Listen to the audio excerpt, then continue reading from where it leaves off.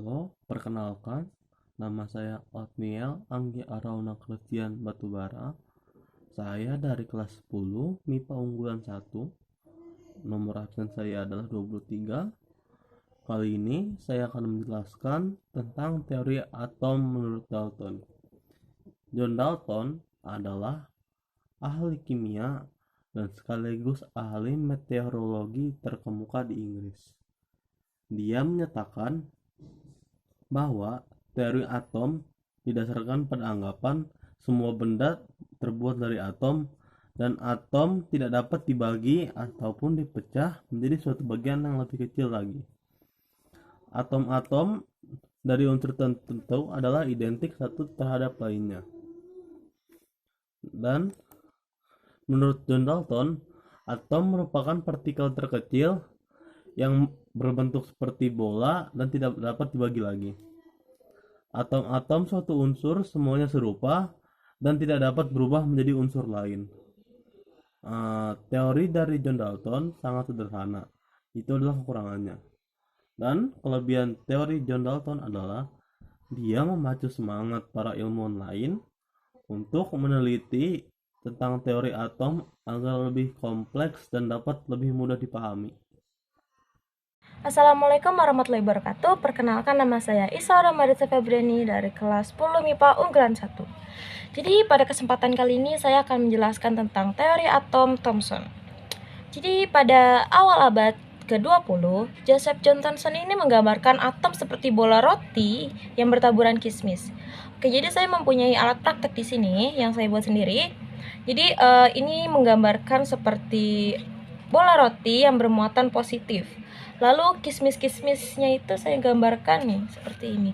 Jadi bola-bola kismisnya itu seperti elektron yang bermuatan negatif. Jadi bola-bola bola negatifnya berada di sekeliling positif seperti ini. Nah, lalu Thomson membuktikan bahwa adanya partikel lain yang bermuatan negatif dalam atom. Ia mematahkan anggapan Demokritos dan Dalton bahwa atom adalah partikel kecil.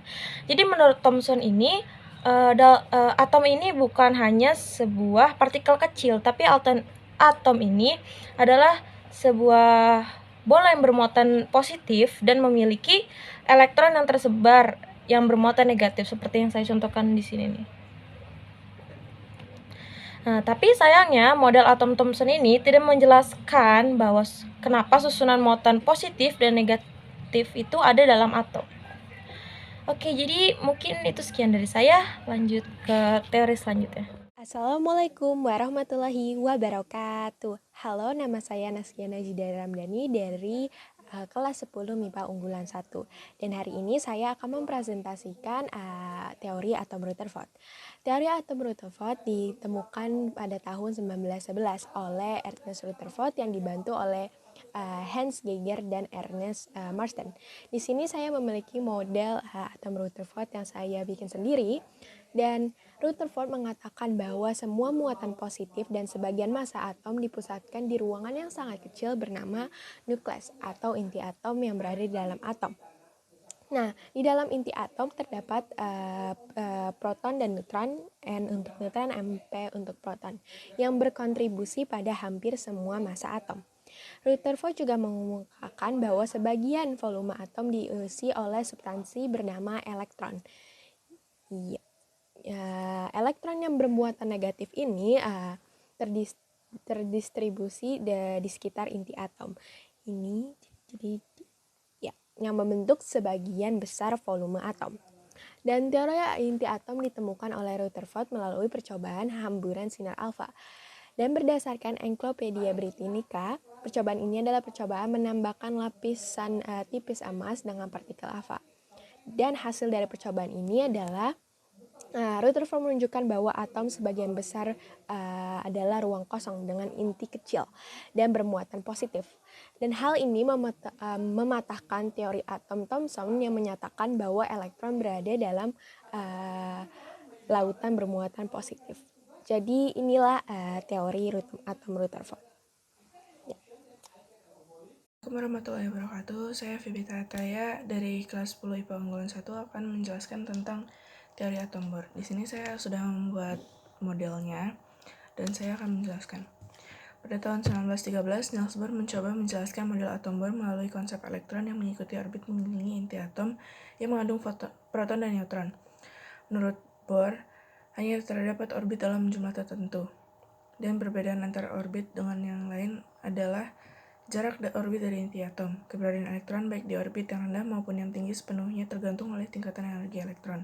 Sehingga elektron di orbit yang rendah akan memiliki energi yang lebih kecil daripada elektron di orbit yang lebih tinggi.